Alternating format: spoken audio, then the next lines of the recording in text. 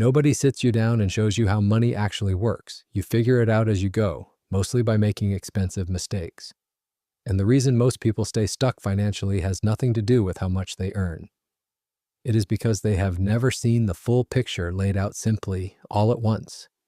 That is what this is, a map, 5 stops.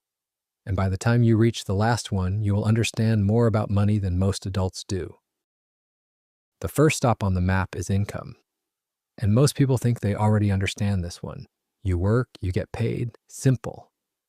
But there are actually 2 completely different types of income, and only knowing one of them is what keeps most people on a financial treadmill their entire lives.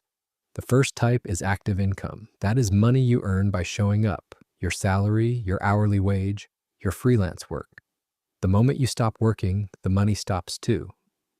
The second type is passive income. That is money that comes in whether you are working or not, from investments, from assets you own, from things you built that keep paying you.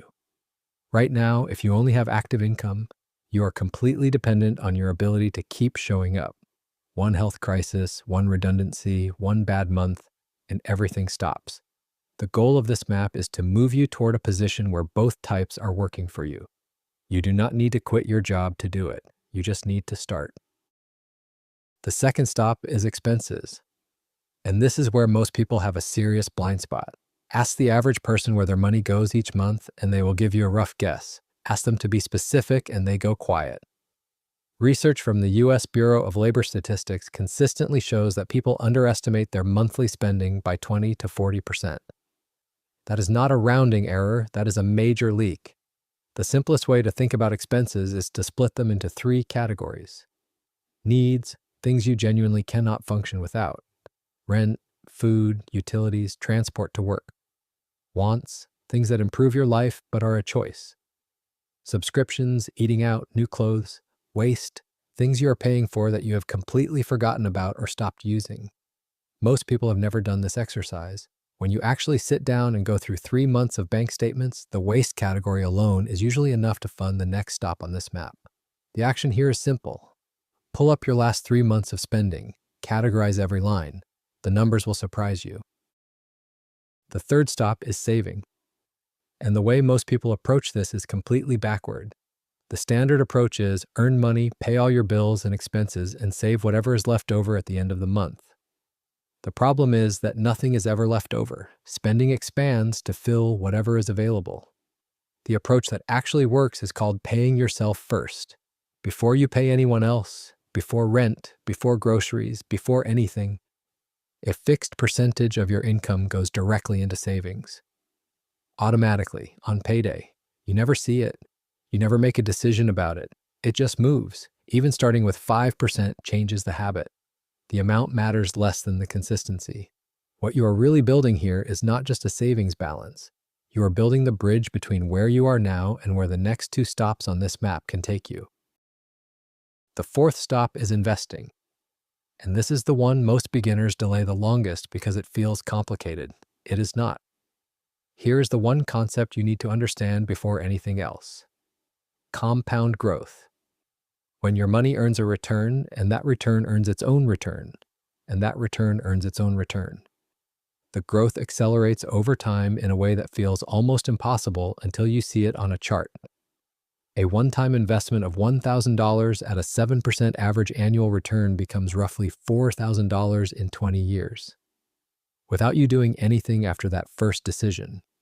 The single most important variable in that equation is not how much you invest. It is how early you start.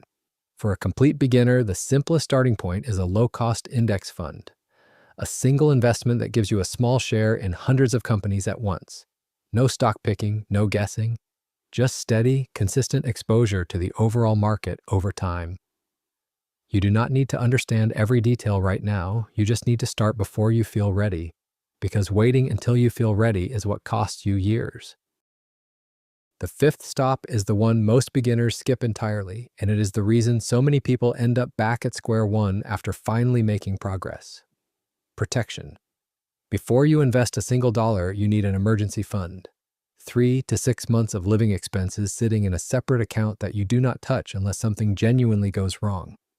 Without it, the first unexpected bill, a car repair, a medical expense, a gap in income, sends you straight to credit card debt or forces you to sell investments at the wrong time.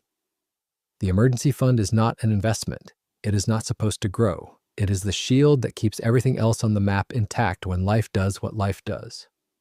Once that is in place, basic income protection insurance is worth looking at depending on your situation, particularly if you are the primary earner in your household. This is not something to spend heavily on.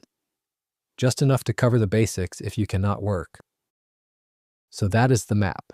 Income. Understand the two types and start thinking beyond your salary.